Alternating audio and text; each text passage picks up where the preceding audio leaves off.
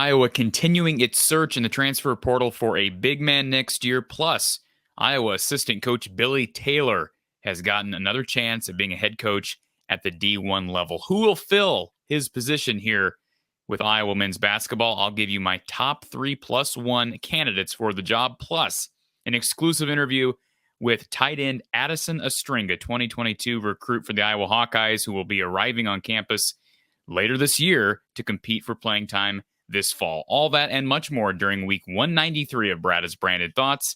This is from the Hawkeye of the Storm. Are you a Hawkeye fan living in Story County? Well, if you are, great. If not, we've still got you covered. Introducing From the Hawkeye of the Storm, your source for original Iowa content from the Eye of the Storm, the Hawkeye of the Storm, Ames, Iowa. That's right. Our Hawkeye platform, hosted by StoryCounty.news, strives to offer a unique perspective that you won't find anywhere else. Despite living amid the sea of red that is Cyclone Country, we make it our aim to entertain and inform Hawkeye fans everywhere. From live programming following an Iowa athletic event to our on-demand podcast, Brada's Branded Thoughts, which you can access through YouTube, Spotify, Apple, Anchor, Amazon, and more, our goal is to always offer cutting-edge black and gold content. In addition, catch our weekly college football picks throughout the season as you get prepped for the weekend ahead. And the great thing about all of our content is it's all free. Join us regularly here at From the Hawkeye of the Storm, and be sure to subscribe to our sister channel, Iowa Football at the Voice of College Football. That's Iowa Football at the Voice of College Football on YouTube, as we have teamed up with Mark Rogers and former Iowa football assistant coach Don Patterson to bring you live post-game shows after every Iowa football game. Watch, chat, and even call in to let your voice be heard each and every weekend this fall. Want to learn how you can further support us? Visit our video description on each and every YouTube video we publish, and then, of course, enjoy the content. It's From the Hawkeye of the Storm, hosted by StoryCounty.news, for the best Hawkeye content in the area. Week 193 of Brada's Branded Thoughts here from the Hawkeye of the Storm.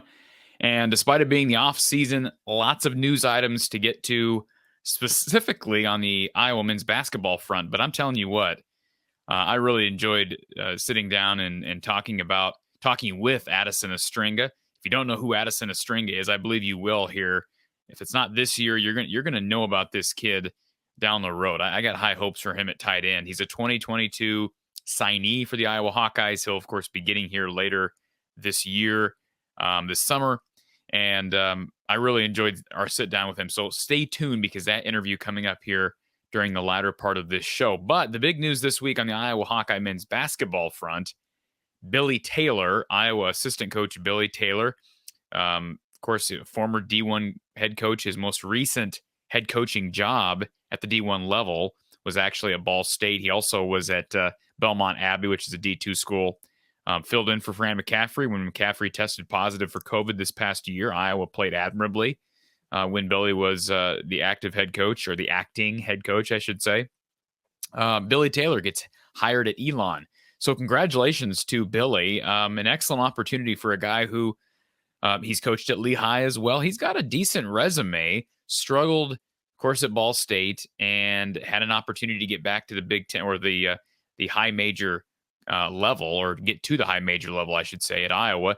And then he's got this opportunity at Elon. Elon's head coach ended up getting an assistant job at Duke. So Billy will have an opportunity to further his career. So best of wishes to Billy Taylor. But the question comes up, who does Iowa hire to replace Billy? And I've heard everybody speculating about this on Twitter, and I understand that Courtney Eldridge is probably the logical role. That's probably what will happen, although I don't want to be dogmatic about that. I will remind everybody that the last time there was an opening was when Andrew Francis left for the West Coast. And people were speculating at the time then that perhaps Courtney Eldridge would fill that role. Fran ends up bringing Billy Taylor back onto his staff. And Billy did quite a job. And I'll just say this too.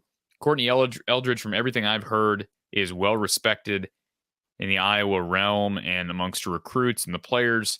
So I have no doubt that he would, former player under Fran, would be able to get the job done as a full-time assistant coach. I mean, he's one step away from that now in his current role. So would not be surprised to see Courtney Eldridge at the helm there in a few weeks. Now, we'll see how long it will take for Fran and this staff to make an announcement.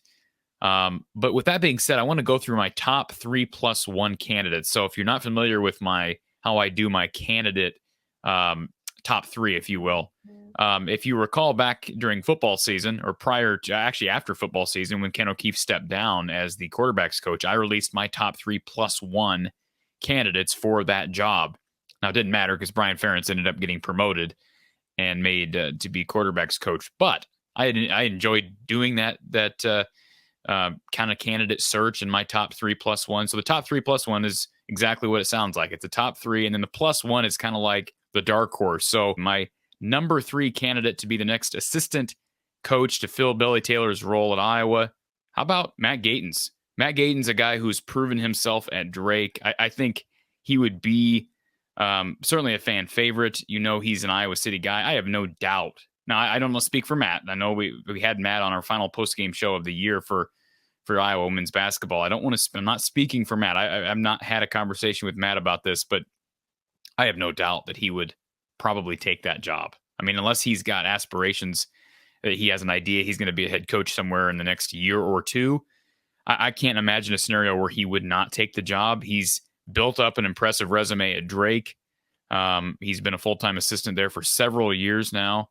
I think he would be I would be fully supportive of Matt Gatens. And really, I said we're starting with 3. This really is not in any particular order. These are just my 3 guys. So Matt Gatens would be number 1. He's just a great person, great former player. He was played under 2 coaches. He was recruited by Alford. He's an Iowa City guy.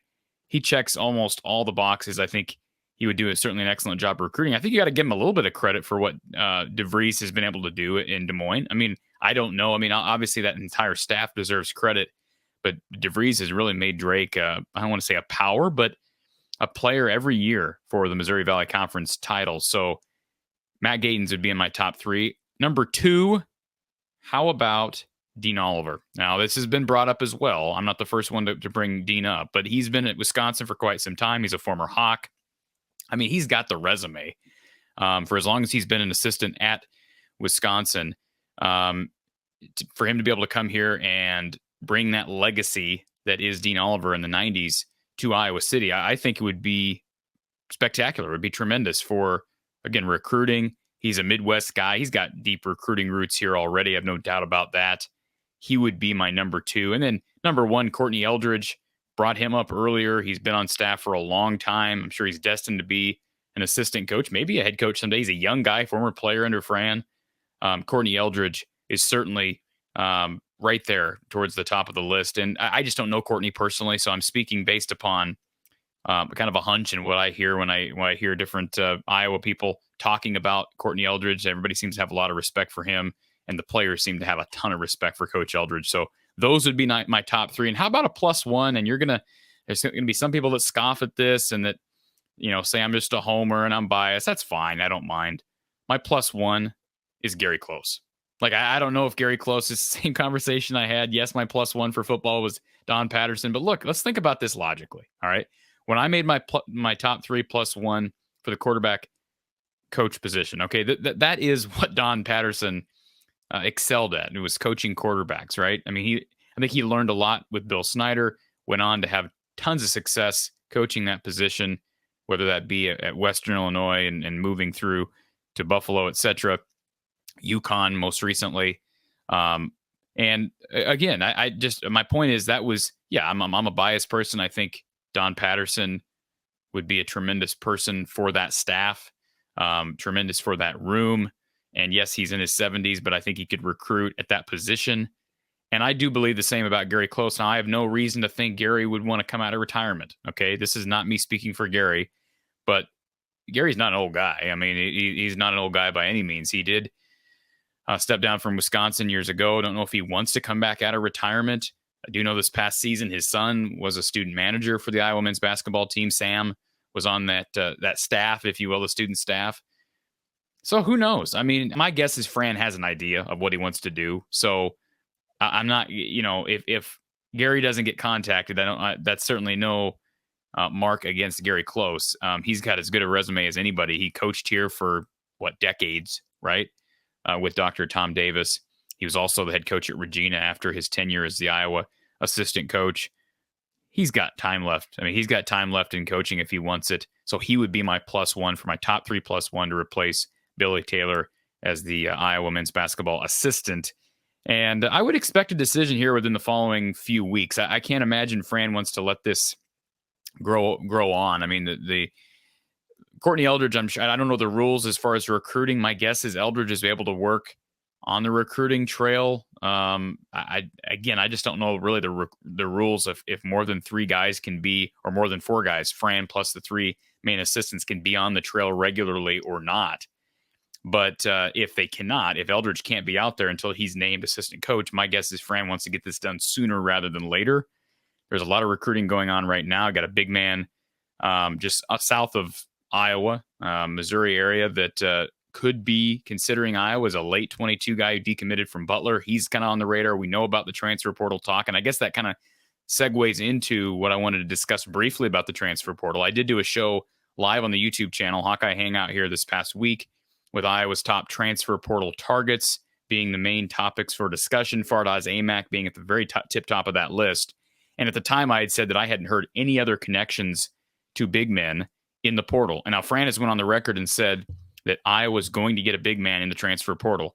Fardaws is the only guy I've heard that Iowa is recruiting right now at that position, which makes you furrow your brow a bit, because that's going to get some fans worried that, hey, are we going all in on one kid? And if we don't get him, what are we going to do? I get that line of reasoning. I also think it's confidence. It's a display of confidence from Fran that they believe they will get this kid. I know a lot of people think Texas Tech's going to land him. I know Washington's there. Gonzaga's in the top 5. Texas. I mean, there's some steep competition for this kid's services, but I think this staff can get this kid. He hasn't been on campus yet. He's planning on scheduling a visit. They need to get this visit scheduled because he is visiting some of these other campuses first. Callum McRae's a kid that I had kind of noted that entered the portal out of UC Riverside. He just committed to Sac State. It's kind of interesting. He's a 7'1", really good rebounder from California, and had interest from Wisconsin, Purdue, Northwest. Like a lot of Big Ten schools end up going to Sacramento State.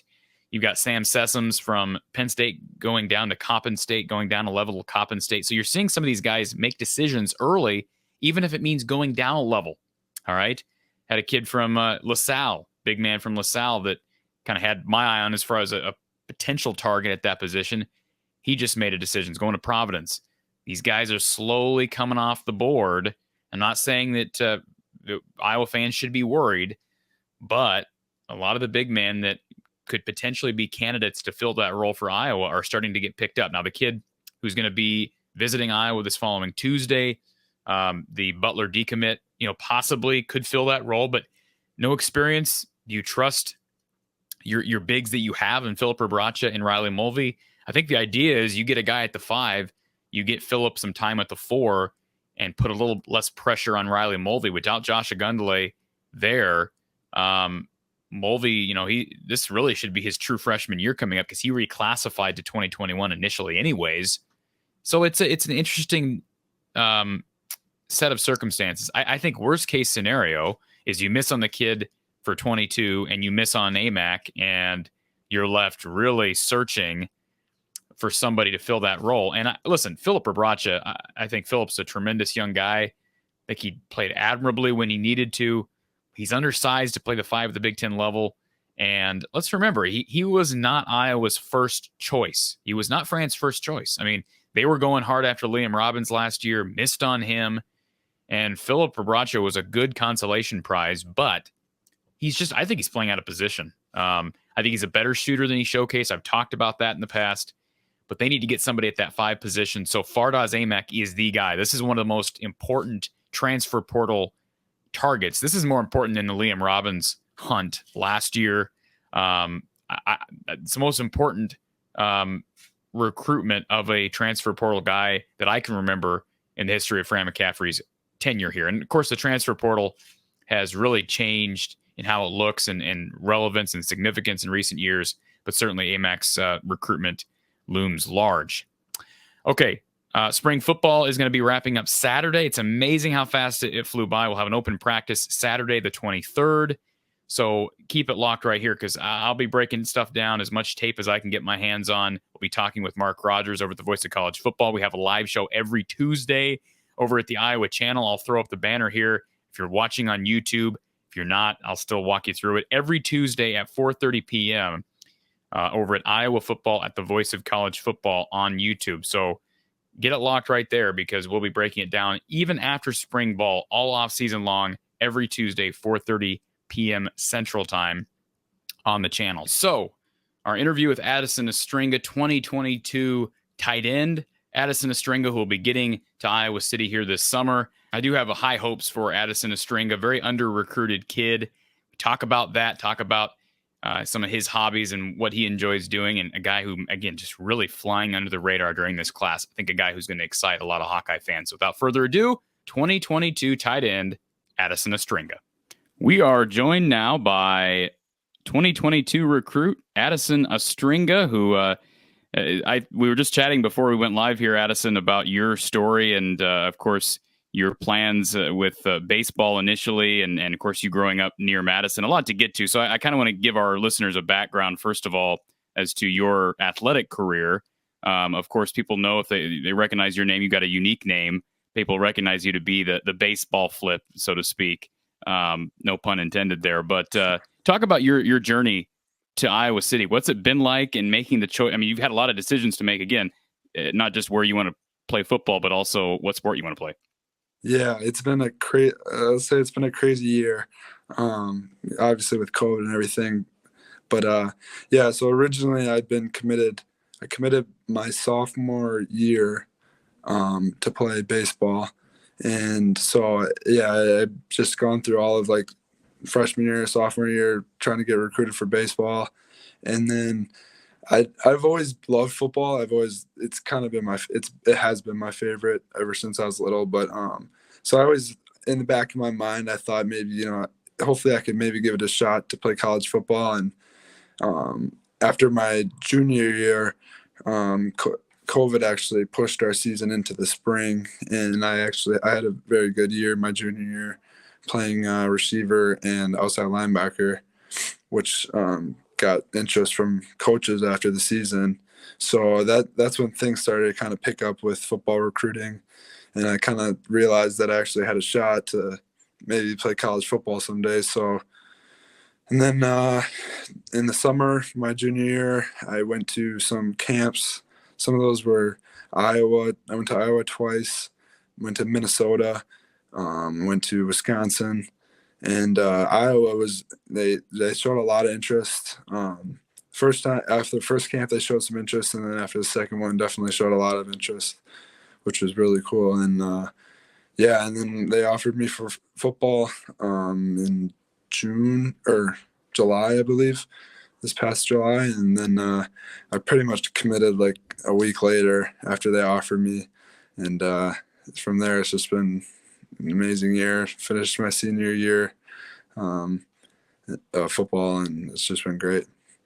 So I have to ask you, you're a Midwest guy, Sun Prairie, of course, we've talked about close to Madison, and you admitted to me before we started off this interview that you did grow up a big Badger fan. So I'm sure you were hoping that the Badgers would come calling, but what does that give you extra motivation knowing that you're going to play for not only another Big Ten school, but another West school and a rival to Iowa? And let's be honest, the two teams that typically are tops the West.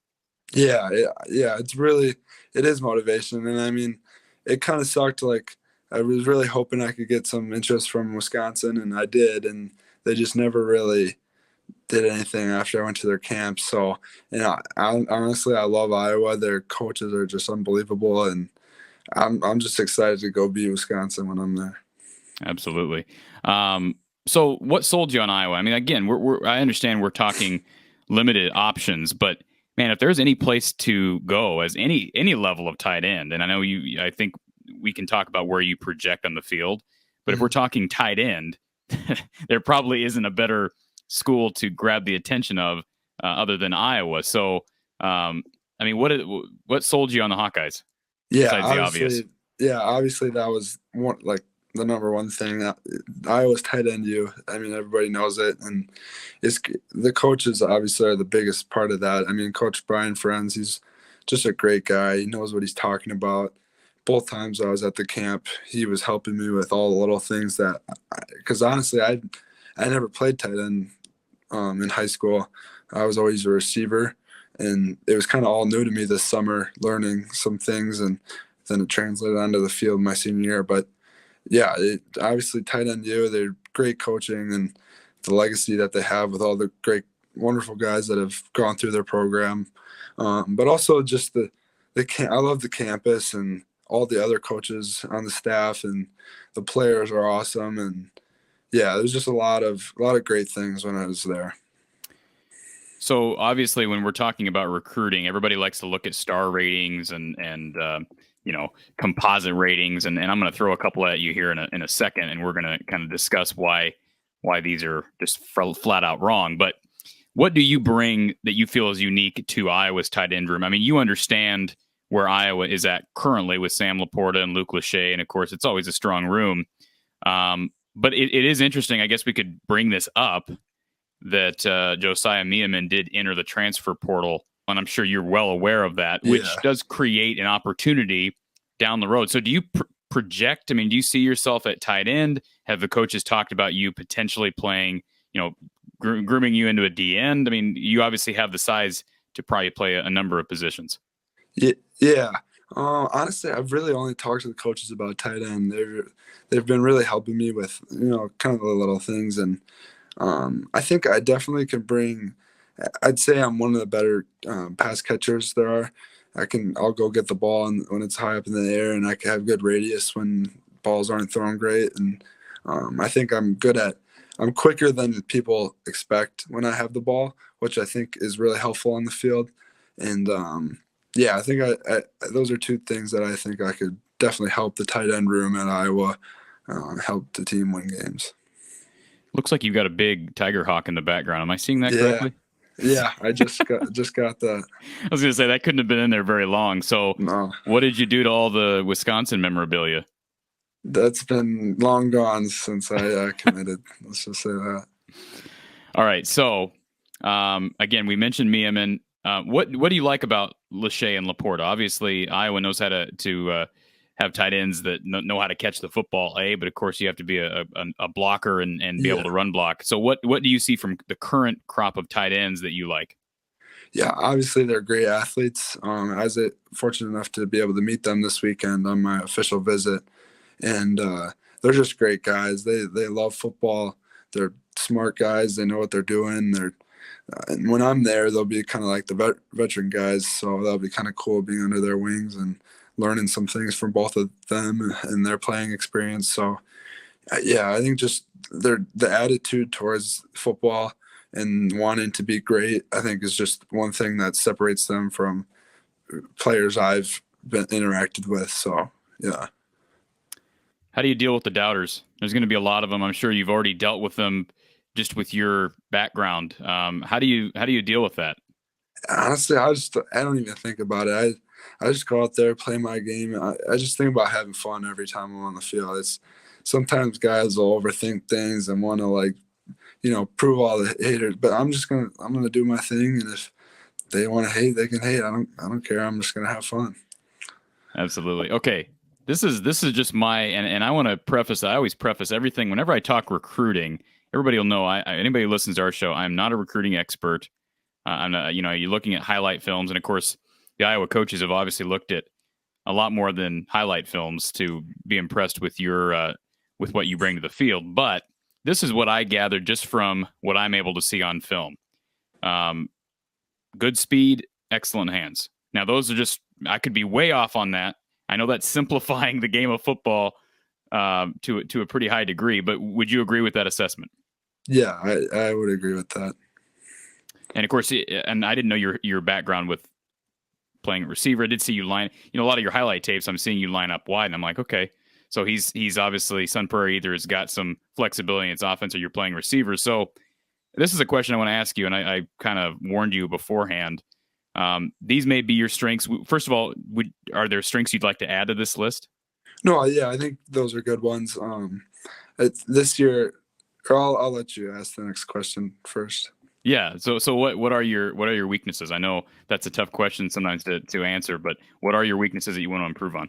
Yeah, so obviously, like you said, I lined up at receiver a lot in my high school playing days, but I think that one of my weaknesses would be not having a lot of experience on like with my hand down on the ground and blocking guys.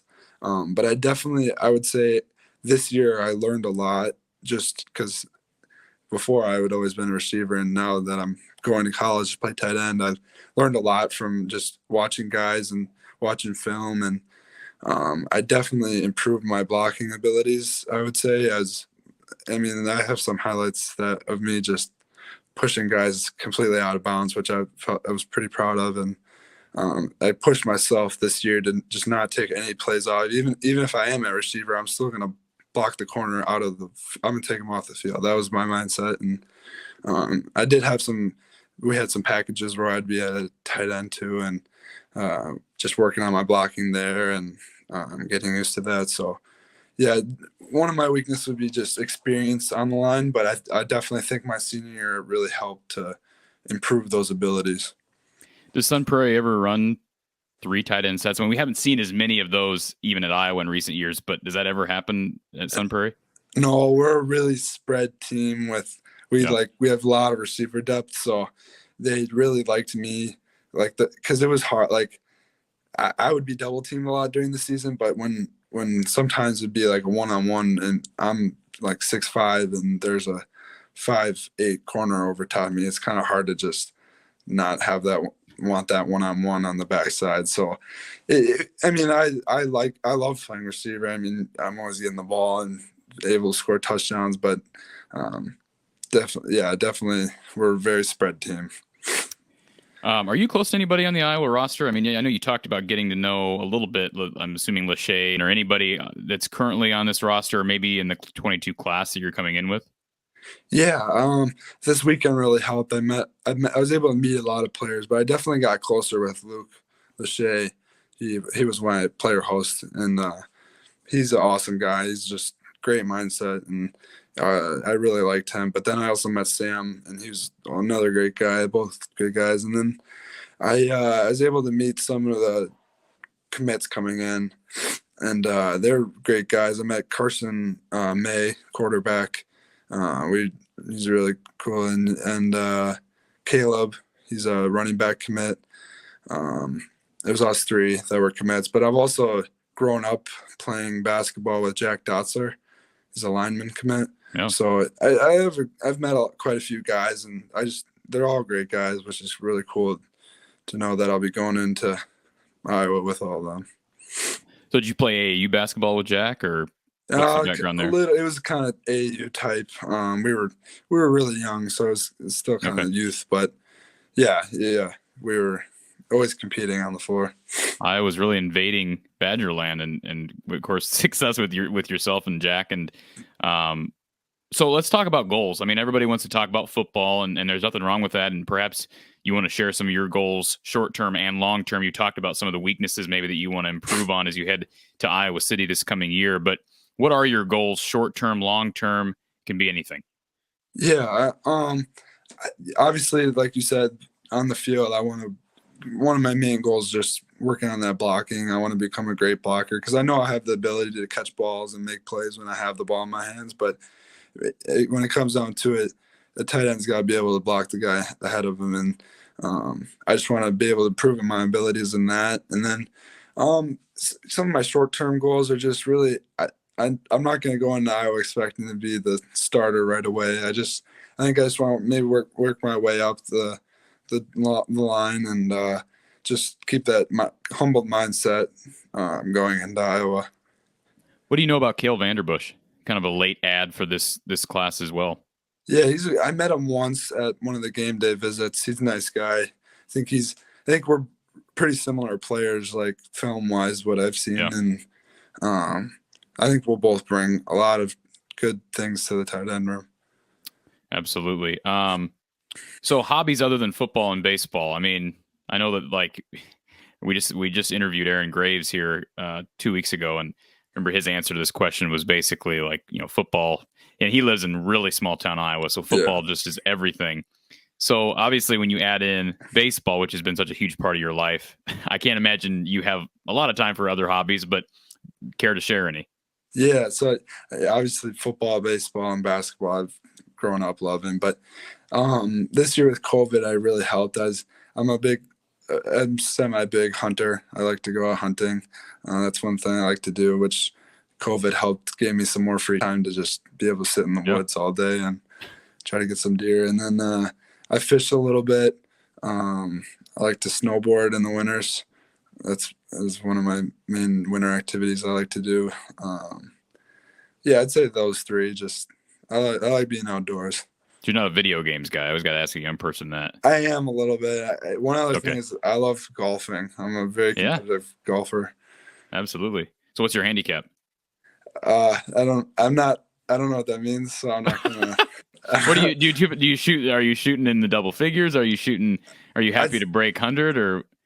I'm like, my best 18 holes would probably be like 84. No, that's good. No, that's really good. All right. My average. Nice. Are there some nice courses? And I know you're close to Madison. I'm sure there's beautiful courses up there, but are there nice courses in your area? Yeah, we have a city course that's nice. Just it's cheap, and I can go out there with some buddies whenever I want. So yeah. Nice. Okay, so and I know this is kind of the last thing I want to touch on, and of course you talked about you're not really concerned with the doubters, which is the right attitude to have. But I'm just going to throw up this number. According to the 247 Sports Composite, you are the 1,128th best prospect in the class of 2022. And I'm not popping this up on the screen to needle you, Addison, but this is. And I'm sure there's got to be a part of you that looks at this and scoffs at it and uses it as motivation, because we know it's ridiculous. What are your thoughts on when you see a rating like this? Yeah, I mean, one thing I tell people is, like, before I was like got offered and committed, I wasn't even ranked at all. I didn't have any stars or anything. And then the day after I get an offer, I immediately start getting like stars and stuff. And I just try to, I don't think about all that. And like, they even have my height and weight wrong on the website. So where are you at right now? Because I see 6'5", 220. I popped that up earlier. So where are you in reality? I am 6'5", but I'm over 230 now. So I mean, I'm between 227 and 230. So I mean, somewhere around there. But I really just I don't look a ton at that. But when I do, it does kind of make me a little mad that they think I'm that low in the country. Yeah. Who cares at this point, Yeah. You're locked in. And I have to ask you, like, because again, you're coming in together. What do you know about Xavier Wampa? I'm sure the hype reached Sun Prairie on that from Hawkeye Nation. I know it's the opposite side of the ball, but you played defense, of course, in high school as well. What were your thoughts, real quickly, on Xavier's decision? Big day for Iowa recruiting. Yeah, I mean, it's awesome. I know it didn't have a 5-star before then. Obviously, the stars don't matter, but he seems like a great athlete, great guy.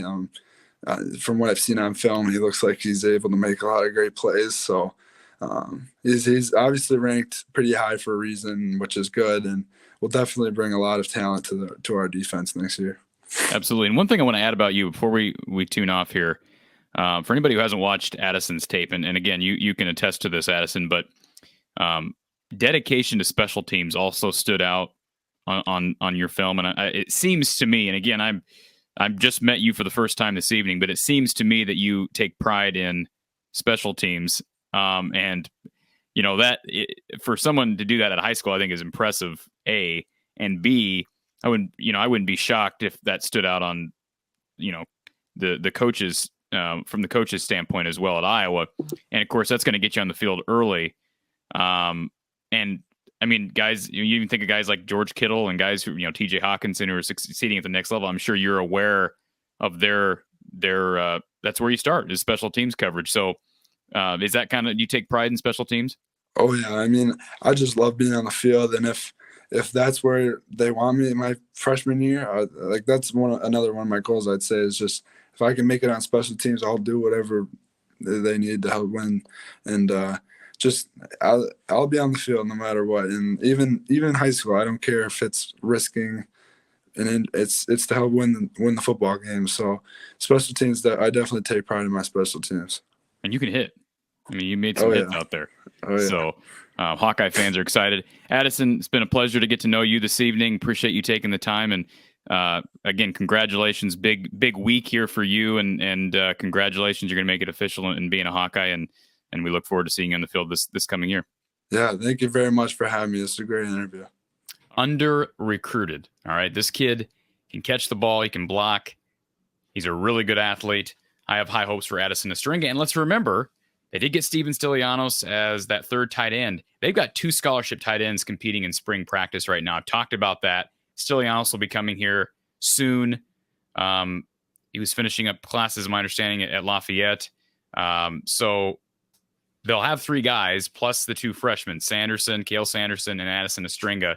But the point is, I think Ostringa is going to have an opportunity because they've missed some guys. Mac Markway being one guy that they missed in that 2023 class.